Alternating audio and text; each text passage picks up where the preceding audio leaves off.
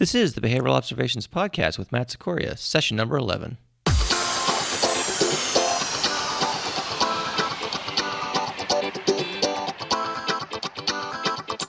Welcome to the Behavioral Observations Podcast, stimulating talk for today's behavior analysts. Now here's your host, Matt Sikoria.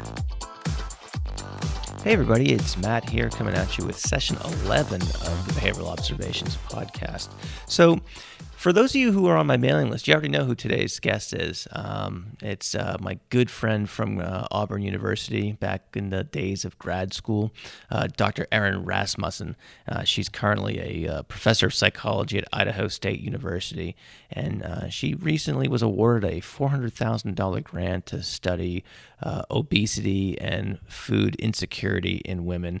It's a real fascinating program of research that I think, even if this is not your area of practice or interest, I think there's some takeaway information for everyone involved. So, and at the end of the podcast, she actually provides us some, what the science says about, just some common sense ways of maintaining health and healthy weight and things like that. So, again, I think there's something in this episode for everyone, and we'll get more into that in just a second. But before doing that, I do want to let you know that we've reached something of a milestone over the last couple of sessions of the podcast. As of this recording, we have almost 34,000 downloads, which just blows my mind, and it's super humbling to think that all of you guys are out there taking time out of your day to download my podcast and listen to it, post things on the Facebook page and, write me emails and things like that. It's very, very gratifying, very reinforcing, if you will. And so I just want to let you know that I really appreciate that. I also wanted to create something, some sort of take-home points from the most popular topics that we've talked about thus far. And so what I did is I looked at the individual downloads per episode, and the highest or the most downloaded episode by a large margin is, of course, Session 1, my interview with Greg Hanley, where we talk about his unique approach to functional analysis. And we kind of continue this conversation in Session 7 when he comes back and talks about function-based treatment. And so what I kind of took away from those two episodes are some big picture things you can do, or some general strategies you can do if you are conducting a functional analysis and you're not getting usable results. Sometimes when we do these things, I don't know, I'm just speaking for myself, sometimes the graphs don't come out exactly the way they look in Java. And so sometimes we have low rates of responding. Sometimes we have responding that's all over the place or erratic and things like that. And again, you can go back to those podcasts and listen to some of the reasons why Greg thinks that happens from time to time. So what I did is I put together 4 tips to get your functional analysis back on track. So if you have a second, head on over to behavioralobservations.com/FA tips. And you can download the PDF. And again, if that'll also put you on our mailing list, where you can get a sneak peek of who's coming up next, and other sorts of odds and ends and interesting links that I like to send out from time to time.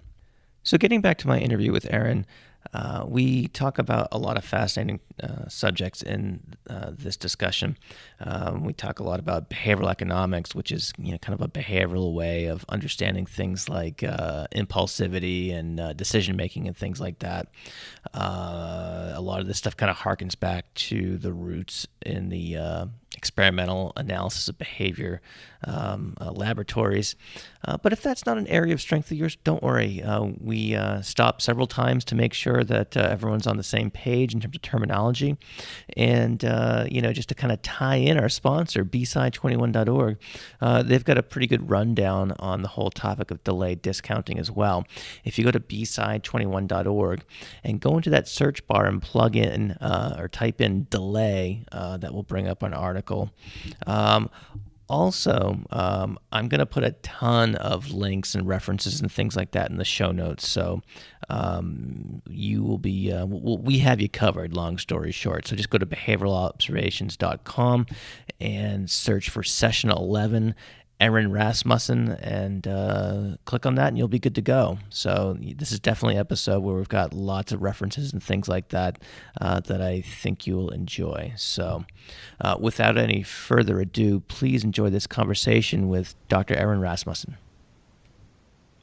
Hey, Erin, thanks for joining us today. How are you? I'm great, Matt. How are you? Oh, I'm doing fine, thanks. You know, the topic that I want to talk to you about is something that I think anyone can relate to in terms of, maybe not everyone can relate to obesity per se, but, just speaking personally, I'm always interested in things about weight management and whatnot.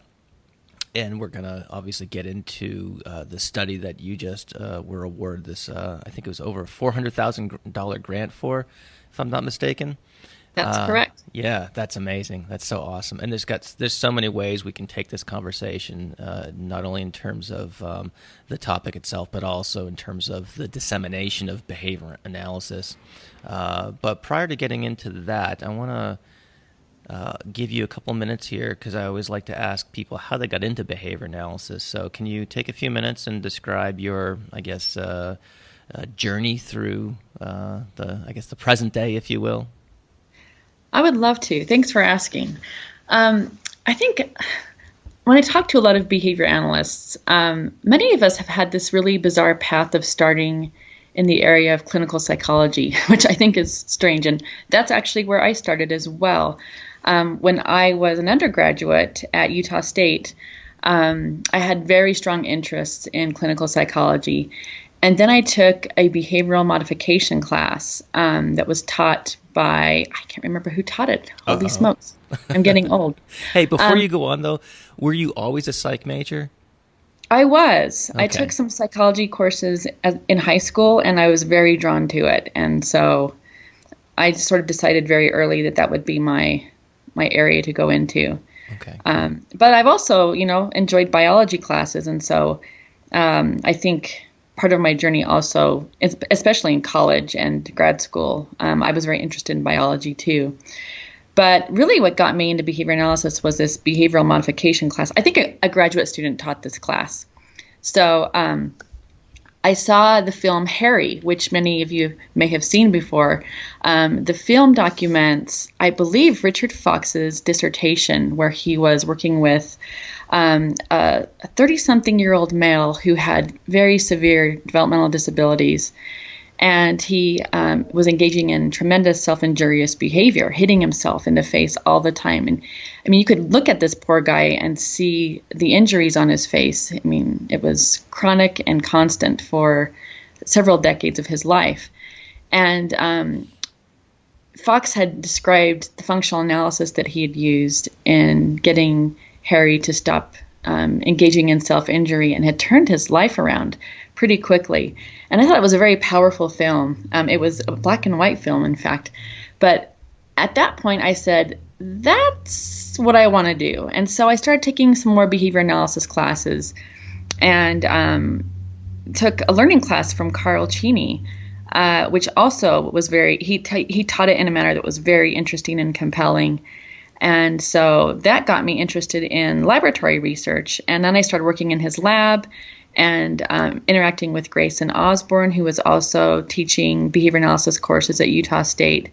And once I saw my first schedule of reinforcement, that is the cumulative record of a schedule of reinforcement with a pigeon, I was really excited to see that it was exactly what the textbook said.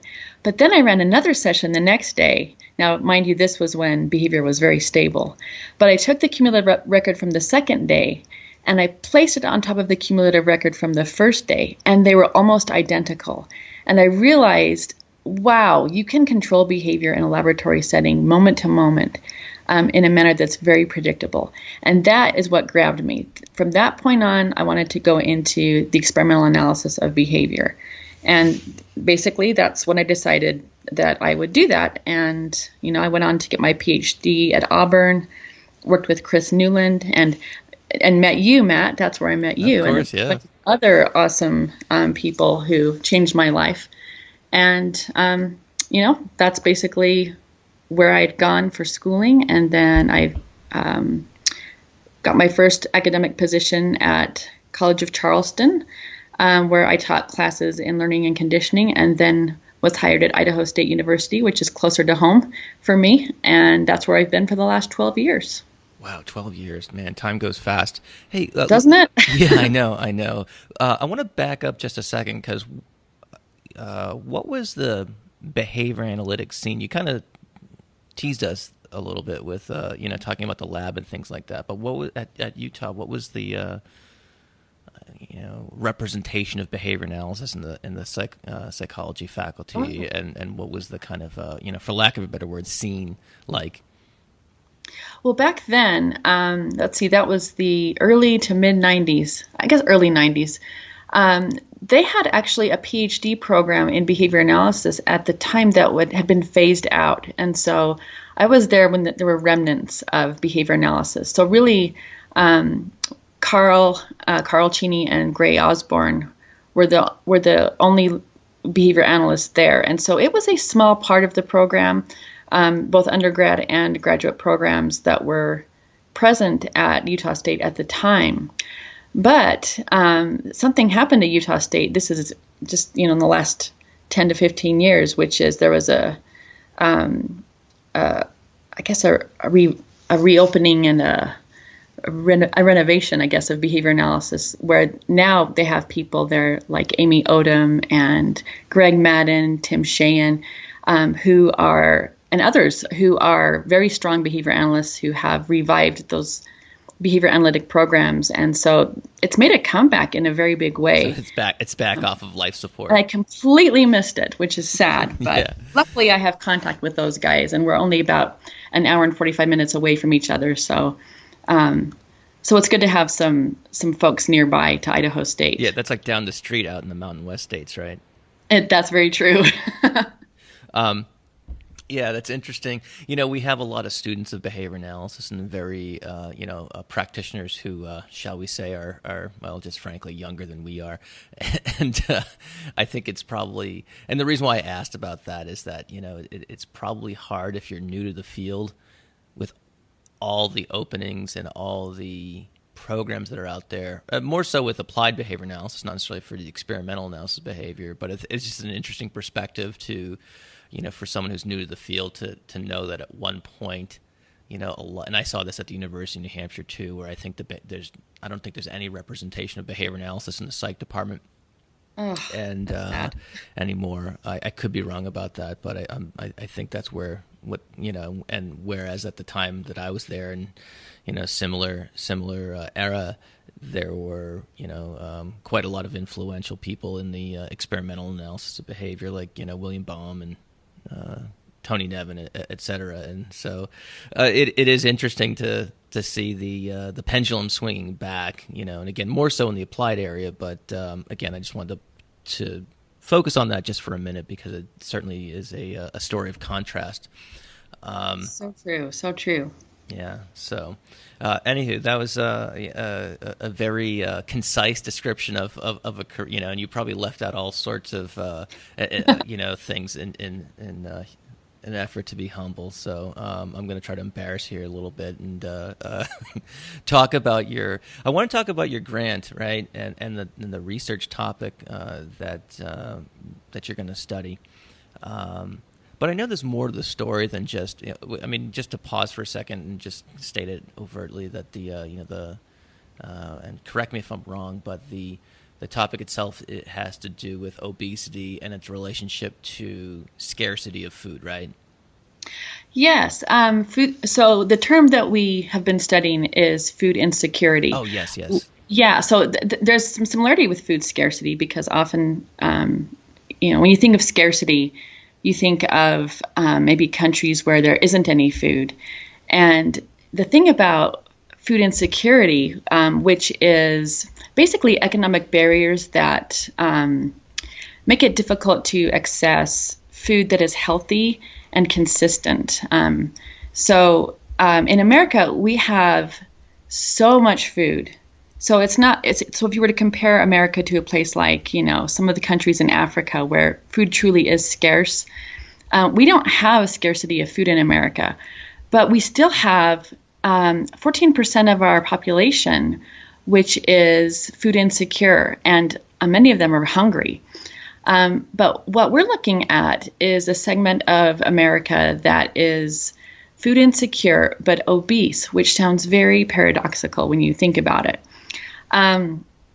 So basically, let me talk a little bit about the relation between food insecurity and obesity in America. And by the way, this is true in other countries that are also industrialized nations. And before you get into that, Erin, Sure. Feel free. I know we talked about wanting to get into some of the basic animal research that kind of set the stage for this project too. So if you want to take it back to that as a starting point, I think that'll be really instructive. And it's also a great story, if you will, about behavior analysis in terms of the basic research informing more applied research with the idea of informing practice, et cetera, but in a way that's completely different than what's normally what we normally see in terms of, say, like the treatment of autism or other developmental disabilities.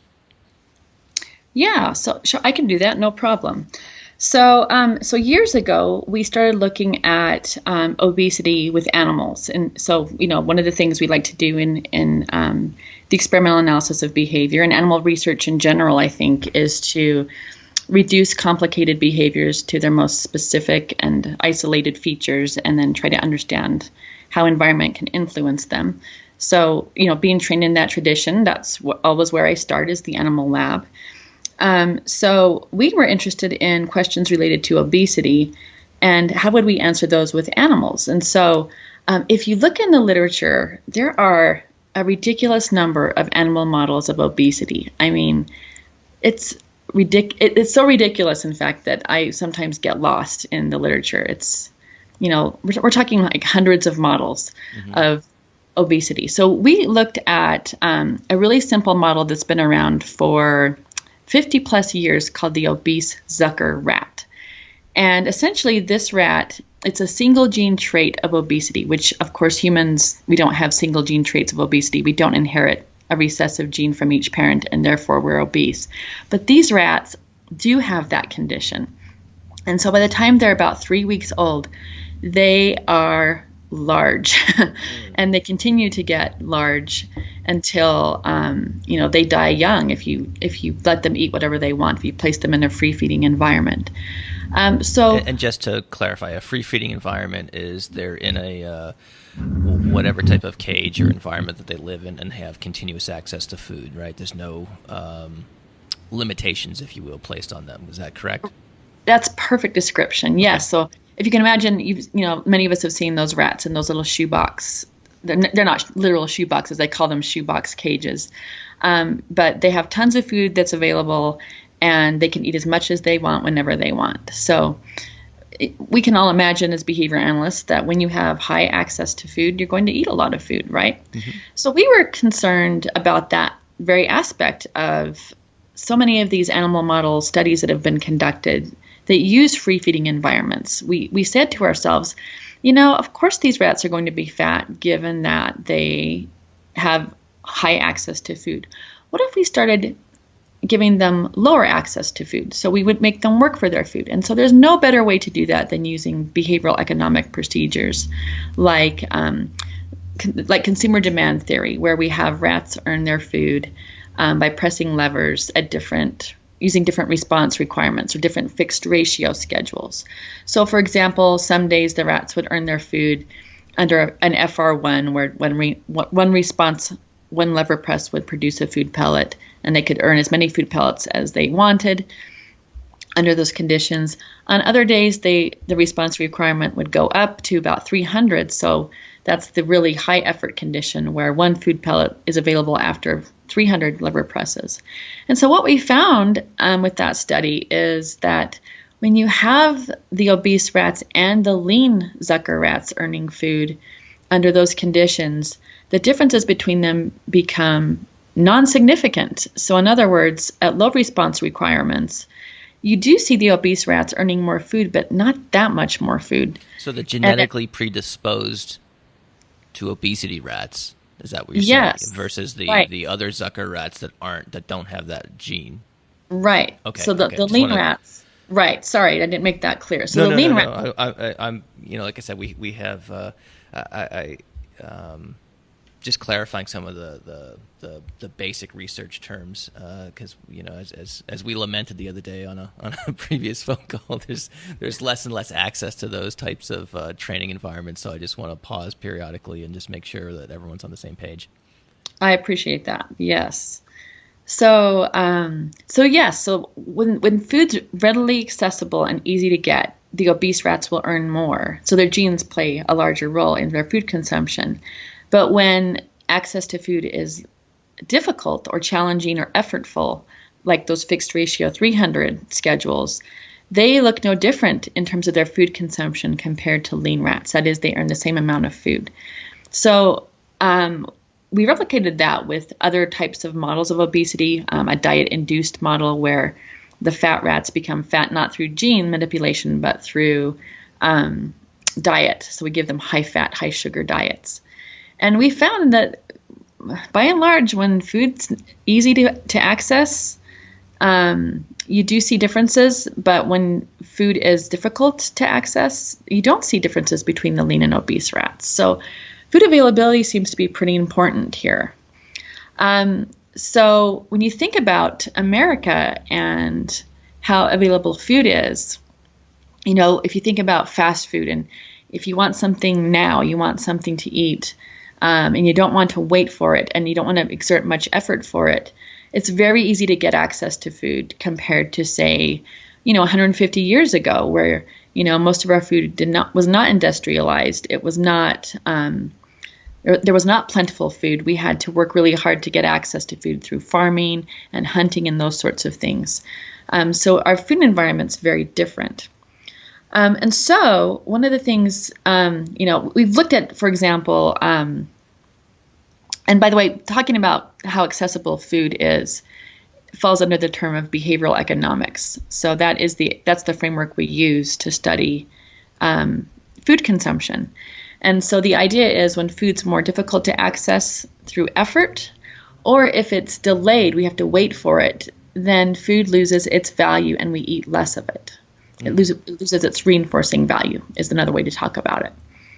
So some of our studies we've also examined look at that aspect of delay to food. So part of, if you think about effort related to food, you have to wait. If you exert more effort, oftentimes you have to also wait for food. So it could be also that accessibility has to do with how immediate food is. Think about fast food. I mean, it's immediate. You go and you order it and you get it quickly. If you have a choice between doing that and going home and making some food, it's going to take you 20 minutes or maybe an hour to make, and you're hungry right now, then fast food has some appeal simply because it's more immediate. Oh, sure, yeah. So we use the delay discounting task, which gives animals and humans, for that matter, choices between smaller, sooner food reinforcers versus larger, delayed food reinforcers. And what we've seen with both rats and humans is that if you happen to be obese, you are going to be more likely to choose the smaller, sooner amount and not wait for the larger, delayed reinforcer. So people and animals, when they're obese, are more impulsive for food. Are they impulsive in other ways? Well, or is it, is there a general, or is this specific to food, or do we not? Is this the science not clear on that right now? Well, so there are some studies that show that when it comes to money, that obese individuals are more impulsive for money. But the studies that show this have used really large amounts of money. And by the way, this is hypothetical money. So their choices are, between thousands of dollars, for example. Right. And just to clarify, it's my understanding, and I haven't looked at the stuff, and I'm not nearly as knowledgeable in it, but there's a pretty good assumption that the hypothetical choices in human behavioral economic research would match a real world application. Is that fair to say? I think so. The studies that compare hypothetical choices to real or potentially real choices show that the discounting is very similar across those two situations. And again, the discounting just refers to choosing, The smaller sooner. Yeah, thank you. I didn't describe that. No, you did. I just wanted to highlight it again. So okay, anyway. yes. So if you're a steep discounter, they're called steep discounters, or someone who's more impulsive, you're likely to choose the smaller sooner over the larger later. And if you tend to wait for the larger later outcome, then you'd be called self-controlled, right? So, so yeah, when it comes to money, it looks like real versus hypothetical are very similar types of outcomes in terms of predicting discounting. Smoking is a little different if you compare smoking, cigarettes as the outcome with smokers. Real cigarettes tend to be more steeply discounted, or more people are more impulsive for those compared to hypothetical. That makes all the sense in the world. Yeah. And we're doing a study right now that compares real food to hypothetical food. So I'll let you know how that comes out later. But awesome. That's an important question. Does the hypothetical capture real decisions for real outcomes? Mm-hmm. Or IRL, as the kids say, right? Right. Cool. So, how is this? How is this? And I've probably interrupted. You're trying to explain, and I keep interrupting you with questions. Oh, no, I appreciate the clarifications. This is good. So, how does this lead up to your study that you're undertaking? Okay, good question. So, so here we are in America, and we're seeing, we've seen some data that suggests that the less accessible food is, the more likely you are to see lower food consumption. But we have a situation in America where, and other countries, like I said, where we have an overproduction of food's everywhere, and we're seeing people that are obese. So it makes sense in some regards that we see we've seen an increase in overweight and obese individuals in the last 30 years that is strongly correlated to an overproduction of food, and also food that is high in sugar and high in fat, larger in terms of serving sizes. We're seeing more refined carbohydrates that are available, that sort of thing. So we're seeing more consumption of those things. So obesity makes sense from that perspective. But one of the things that, if I can get back to food insecurity for a minute, because that's the population that we're studying. So in America, you see individuals who are food insecure, those individuals who have, because of economic constraints, have lower access to food that's nutritious and consistent in their lives. They worry a lot about food when they're going to get their next meal.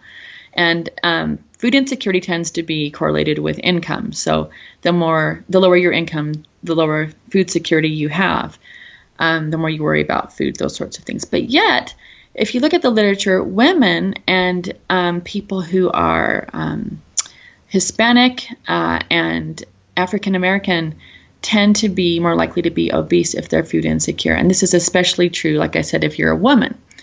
And so one of the reasons that this is probably the case is because of food that's not so healthy. So food that has a lot of refined carbohydrates, things like pasta or rice. Those things tend to be really cheap, economically cheap, inexpensive.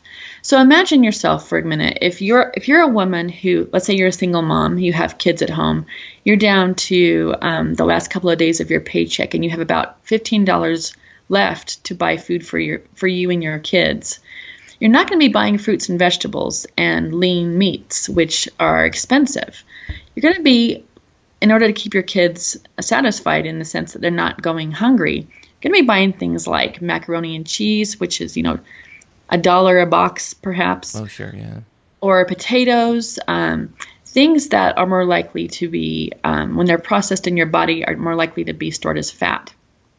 And so there's a good likelihood that one of the reasons why people who are food insecure are more likely to be obese is because they're actually smart shoppers. Instead of choosing to be hungry, they choose to buy foods that are cheap, that tend to be things that are highly processed and have things like added sugar and added fat and refined carbohydrates in them. And so that relationship between healthy food and how much food costs has been well established in the literature. That is, healthy food like fruits and vegetables and lean meats, which are much more expensive than foods that are refined carbohydrates and higher in sugars and higher in fats.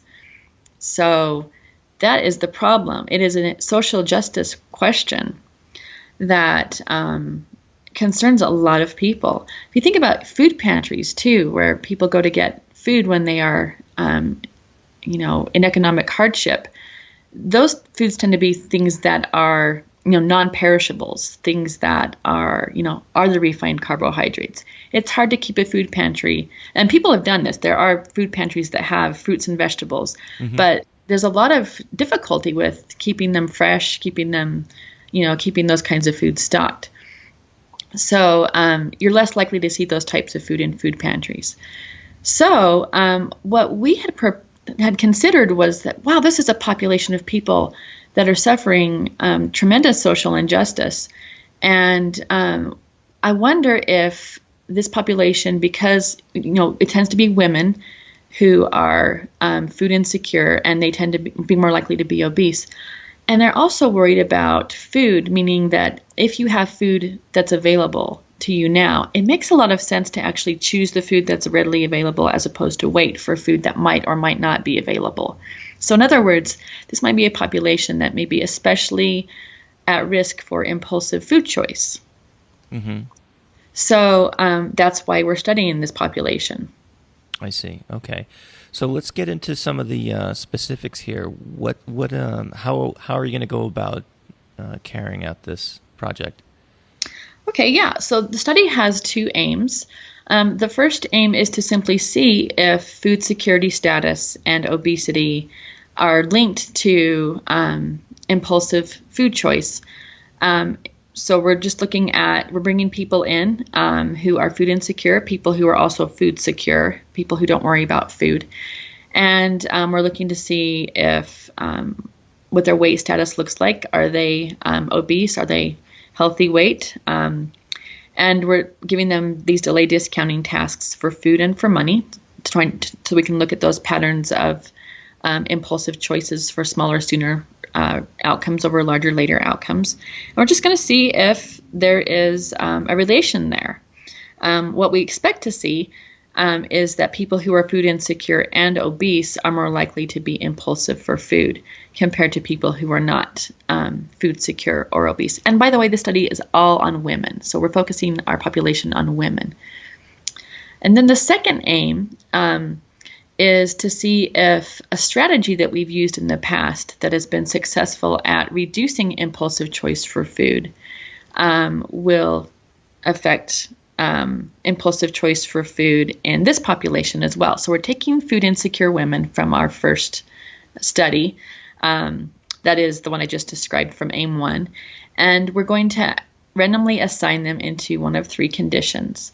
One condition is mindful eating. So this is a strategy that I mentioned that has been successful at reducing impulsive choice.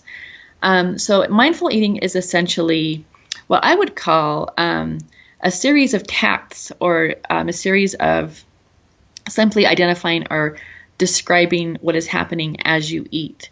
So what we do with individuals in the mindful eating condition is we bring them in and we give them 4 different foods to eat. So like a strawberry, maybe a carrot, a piece of chocolate, and a cracker. And we teach them to eat the food in a mindful way. So what that means is they go through a series of tacts. So it might start with them examining the food and making verbal descriptions of the food. So they might say with the strawberry, the strawberry is red. It has divots in it. There's a pattern of divots. And by the way, you're not supposed to make judgmental statements about eating. So you can't say what you can, but you're not supposed to say things like, I shouldn't be eating this, or I'm going to get fat if I eat this. It's all just objective descriptions of what you see and how your body responds to it. So you spend some time observing it and making verbal descriptions. We have them write down the verbal descriptions so that we know that they're engaging in that private event. Now it's a public event. And then we have them place the food in their mouths, and then they describe how the food tastes, how their bodies respond to it, is there salivation, that sort of thing. And then to pay attention to how the food makes them feel after they swallow it. So do they feel a little more full? And basically what we're doing is we're removing the external cues for eating and bringing it more to the interoceptive or internal cues for eating. So we're having them focus on the private events that are associated with eating, which is very different than the way Americans eat now, which is very mindlessly. That is, they eat while they're doing other things. They don't pay attention to how much they eat or what they're eating or even how the food tastes. They eat generally when food's available, when they see it, and they're multitasking and doing other things, So, oh yes, I'm definitely guilty of that for sure. Dude, I am too. I think we all are. We live in a very complicated world now, where we've gotten away from, sort of the stimulus control of eating being internal. It's all very external. So, mindful eating is sort of the process of the internal stimulus control of eating. That's awesome. I'm going to butt in here for a second to ask a question. This is fascinating, and I've got a page full of notes already. So it sounds like the mindful eating. We've done an episode. Longtime listeners will know that I'm kind of an acceptance and commitment therapy fanboy, and I've done an episode on it with DJ Moran already, and it's something that is just a personal interest of mine. So it sounds like it's kind of chipping away at some of those ACT processes. For example, the present moment awareness is the one that obviously, probably is the most obvious one, and certainly the acceptance piece in terms of, and I didn't think of that before you added that description of that where you're cueing the participants not to really evaluate what it tastes like or whether or not they should be eating it and things like that. So it's acceptance without judgment and things like that. So this is very acty, and it's sounds pretty cool. It is very acty. I agree with that. In fact, I'm thinking of a study where Kate Morrison, who at the time was at Utah State, she actually did a study that evaluated an ACT therapy on delay discounting, although I believe it was for money. And she showed that it was effective at reducing delay discounting for money. So really? There is a. I mean, did she relate it to like a psychological flexibility measure or something like that? Yeah, and one of the things that she brought into that study was I'm trying to think of what the psychological term for it is, but it's basically a tolerance for aversives.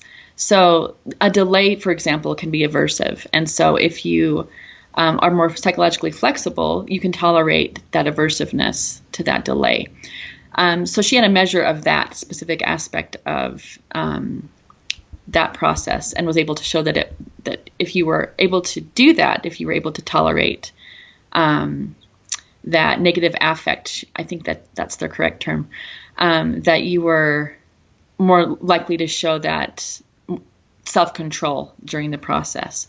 So it's a really great study. But yes, for mindful eating, we're not doing the full ACT component with all of the 6 components to ACT, but the mindfulness piece.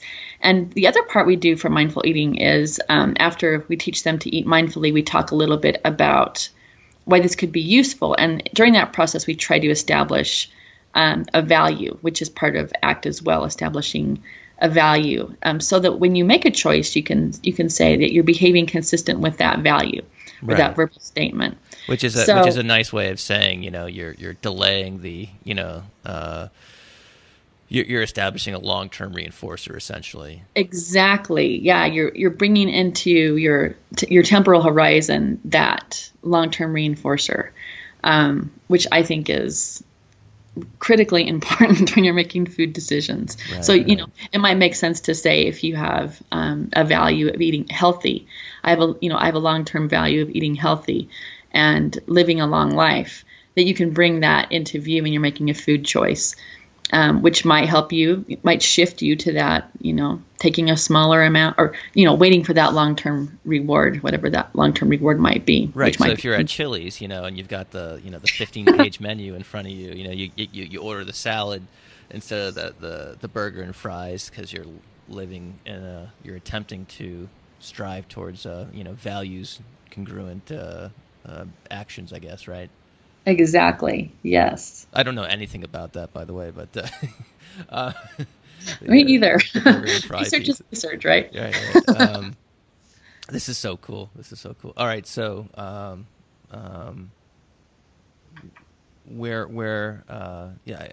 like I said, I interrupted you. So they're doing the mindful eating.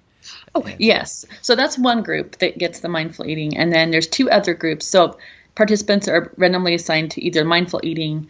Oh, and the other thing I should say about the mindful eating is the part that is novel. We've established already that mindful eating makes you more self-controlled for food. We've shown that in two different studies with adults and adolescents. So we feel pretty confident that we'll see it in this population too. But we're looking at an extended mindful eating where people are practicing this at home for a week. We have an app that we're using called I Prompt You, which is an app that was developed in New Mexico by some cognitive researchers.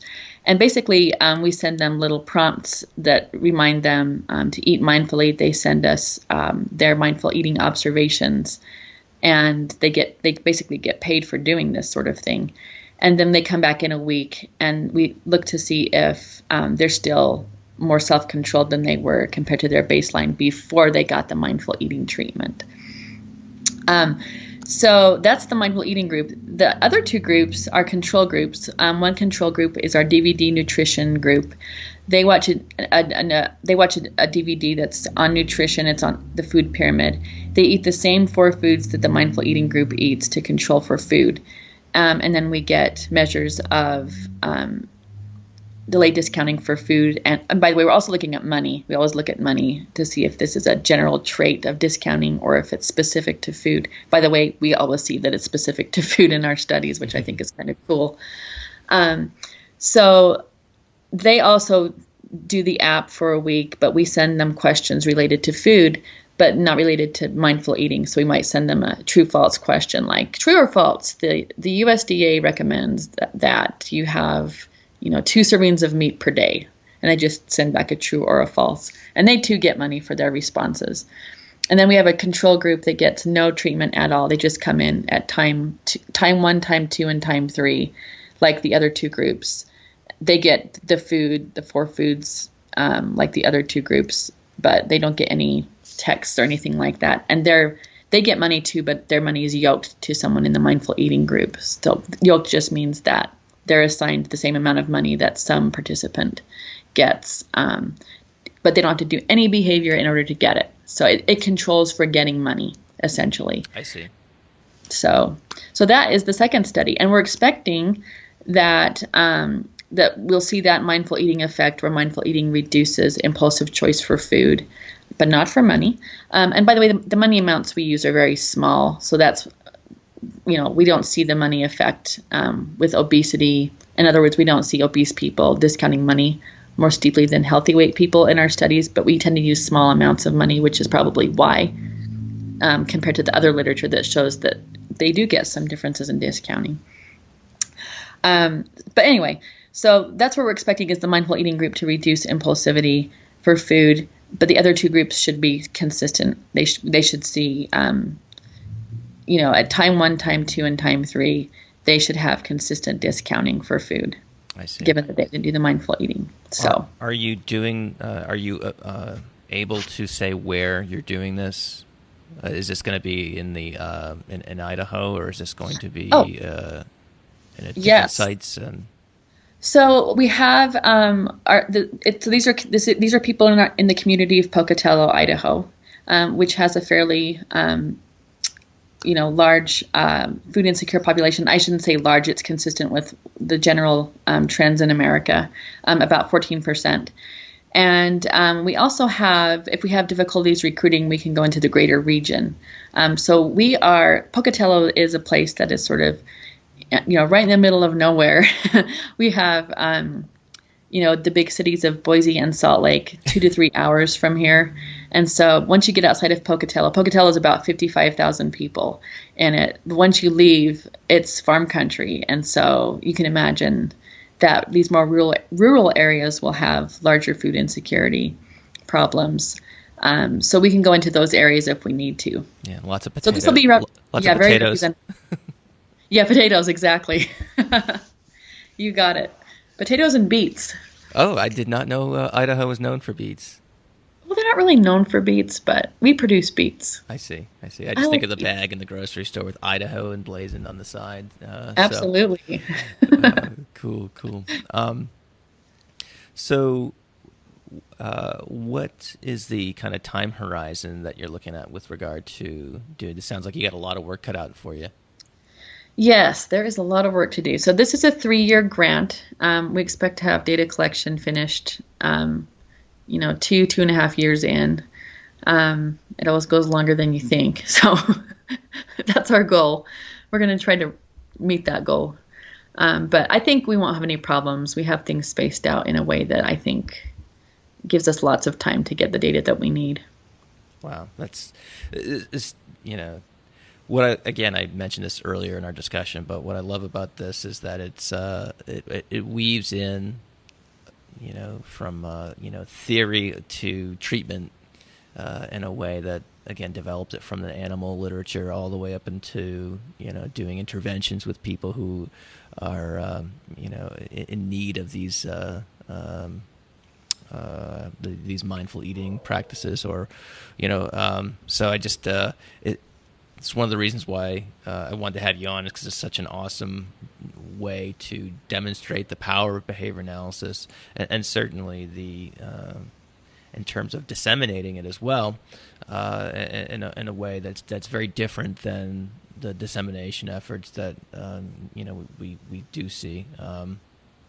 So I appreciate you taking time out of your day to kind of go through that whole process. And again, I think, as with most people, when you start talking about weight and things like that, it's always something that grabs people's attention. So and obviously it's a major problem in our society as well, with massive health and even economic implications. So definitely, yes. So hats off to you for taking on this really multifaceted problem, and doing it in a way that showcases the the power of behavior analysis.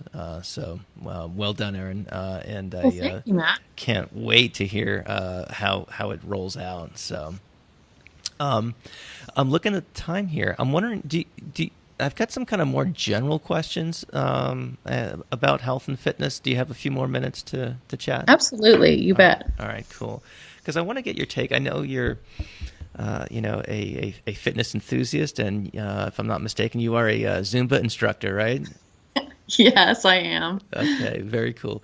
And I know this is an area of interest of yours in general. And so one of the things that I always think about, if you kind of click on Yahoo News or some other, whatever your media source is, there's always some sort of article about, some sort of trend or fad, shall we say. So I guess my overall question is that you might have a unique perspective, both in terms of your ability to kind of digest scientific information, especially that information that's represented in a group's design, if you will, whereas most of us behavior analysts, have difficulty in that area. But also, in other words, you might have a stronger BS detector than most people when it comes to looking at those things. Study says eating raw beets 3 times a day or something like that is helpful. So the question that I'm kind of rambling towards is that, do you have any advice for people consuming research in this kind of casual way, and, there's always some study about, whether it's, goji berries or quinoa or, doing, doing your age and push-ups a day or what have you. Do you have any advice for the lay people, who are looking at this stuff and trying to figure out whether or not it's useful or not? Because there's so much information out there, and I can imagine for someone who's maybe 15, 20, 30 pounds overweight, trying to get good information out there is probably really tough. Oh yeah, it is tough. I mean, I think we have the simultaneous culture of eat, eat, eat. Food is always in your face. There's commercials, you're bombarded with billboards. But we also have this culture of lose weight, lose weight, lose weight. And it's around us all the time. I don't know. I think it can really be harmful in many ways because of that.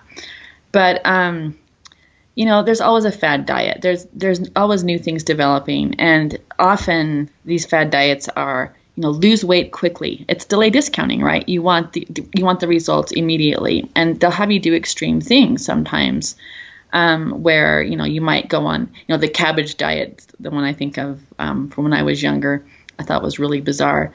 But these these cleansers where you basically ingest these what is supposed to be high nutrient, low calorie drinks that are basically starving you. You do lose weight. So a lot of these fad diets, and when I say fad diet, that's just a term that means engaging in a specific dietary practice that leads to weight loss, and often it's rapid weight loss.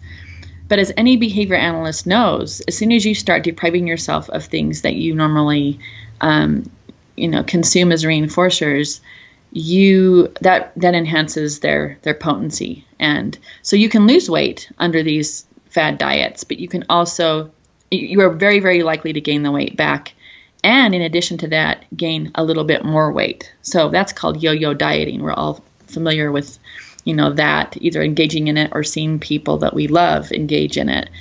And it, I think, can be tremendously harmful because over time you are gaining weight, and that's not even mentioning the things that how it can make you feel. So physically, it's not great, and mentally, it's probably not great. One of the things and there's other things like, just changing your diet, like, reducing your refined carbs, increasing protein, or maybe reducing fats, or maybe reducing sugars. But even in those situations, it's very similar that, there are some people who can lose the weight and keep it off, but the vast majority of us gain that weight back and then a little bit more. And so also, creating this culture where we are constantly counting our calories and counting our carbs and all that stuff.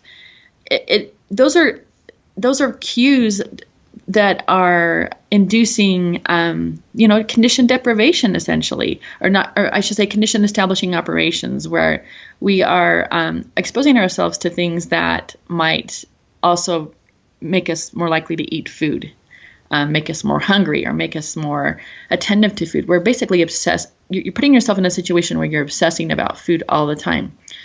And I think that can also change the establishing operations of food, making it more likely that you're going to eat the things that you're not supposed to be eating. Mm-hmm. So there is a woman named Sandra Amott, A-A-M-O-D-T. She is a neuroscientist who got her PhD from University of Rochester. She has done some really nice research on a variety of things, but one of the things that she likes to talk about is her views on why diets make us fat. Okay, that sounds crazy. Diets make us fat. But she goes through this idea, and she talks about the brain mechanisms that are involved when you're dieting, and how, when you deprive yourself, your brain is doing things to make it more likely that you're going to eat. So she has a neuroscience perspective. And her suggestion is that we forget about diets, that we forget about counting calories. And what we do is we get back to this very old, evolutionarily important notion of only eating when you are hungry. In other words, when you're food deprived. And she wrote a book called Why Diets Make Us Fat. She's written another book too, but this one I think would be especially relevant to behavior analysts because it talks about, she doesn't use the jargon and the technical language that we use, but she basically describes, if you want to be healthy, get good sleep, exercise regularly, and only eat when you're hungry and stop eating when you're full. I mean, really simple concepts. In other words, get back to the internal stimulus control of, not eating when, if you're looking at food and food's in your environment, that's going to make you eat. That's more likely to make you eat. So, but instead ask yourself, am I hungry? Verbally, and she talks about it being mindful, right? But what she really means is attending to the internal stimulus control of when you're hungry and only eating enough to satisfy you. In other words, stop eating, when you're satiated.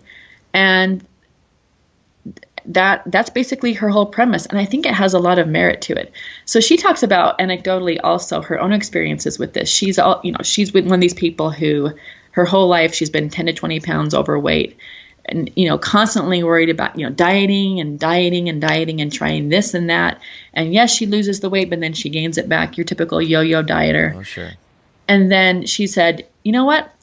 This year on, January 1st, it was a couple of years ago, I'm not going to do this anymore. I'm going to just eat when I'm hungry and stop eating when I'm full. And she lost the weight. So she argues that set point, we're getting back to our set point, that physiological point where, your weight's established and if you only eat when you're hungry, you let that set point control the degree to which you eat and the extent to which you eat and what you eat. So you can have a little bit of cake, if you want it, but not scarf down the entire, 3 pieces that are readily available to you. So it's not this, it's not this crazy novel idea. It's not a fad. It's this this really simple idea that I think behavior analysts could really capitalize on. She's talking about things that are embedded in what we know about reinforcement, food reinforcement in particular. She's not using her language, but she's talking about it in a manner that is very consistent with what we do. Because it's not the losing of weight that's difficult, it's the keeping the weight off that's difficult. And we're so used to thinking about losing weight. There hasn't been a lot of really great ideas about how to keep the weight off that have been established. And so I think if behavior analysts wanted to make a dent in reducing obesity, they could probably get really far with trying this approach of, letting internal stimulus control guide our eating behaviors rather than the external world. Right now, the external world guides our behavior. It's those food cues, the billboards, the commercials, the overproduction of food. In other words, when you see it, you want to eat it, right? Oh, for sure, yeah. So that's what I would say. And, fad diets, always be skeptical of fad diets. I mean, because the first thing you should be thinking is, that diet might help me lose weight in the short term, but in the long term, I'm very likely to gain it back and a little bit more. Which is, if you look at the research, statistically very, very likely. I see. So, Very good. Well, that's good advice to end on, and the simplicity, I think, will be appreciated by the listeners. And I'll have to look up that book. So here's what I'm going to do. I'm going to put all this, like I said, I've got notes, a couple pages of them here. So I will put them in the show notes, and I'll probably connect with you offline to get all the, get some of these books and studies and things like that, so I can hook up the listeners with the right references and things like that, because there's a lot of really useful things here. So, Erin, I really want to thank you for taking time out of your day to talk about this very, very important topic. And the door is open to come back again and update us on how things are going. I'm really excited to hear, when you start getting data in, what the data look like and things like that. So thanks so much for, again, taking time out of your day to chat with us about this. Thanks for the opportunity, Matt. I really enjoyed it. All right, cool. I'll talk to you later. Okay, thanks. Bye. Bye. Hey everyone, it's Matt again. Just want to wrap this conversation up. I hope you guys enjoyed the interview as much as I did conducting it. Erin is just such an accomplished scientist and role model, if you will, in terms of how to take a concept from the basic animal laboratory and bring it all the way out to a treatment model. It's just really fantastic stuff. And I'm really psyched to hear how this project turns out. So again, as I mentioned prior to the interview itself, you're going to want to go to behavioralobservations.com, session 11, and get all the links and things like that. So we'll have links to the various studies that she mentioned, the books, etc. What I forgot to mention at the beginning as well is that there's also a clip from the local Idaho news. She was actually on the evening news. So this is a study that I think everyone who is carrying perhaps a couple of extra pounds or care for people who do can relate to. So anyhow, that's our show for today, and we will catch you in the next session of the Behavioral Observations Podcast. Thanks for listening. Thank you for listening to the Behavioral Observations Podcast with Matt Sikoria. You can find Matt's notes on this episode at www.behavioralobservations.com. We also invite you to stay connected with us on Facebook at facebook.com/behavioral observations and on Twitter at Behavior Podcast.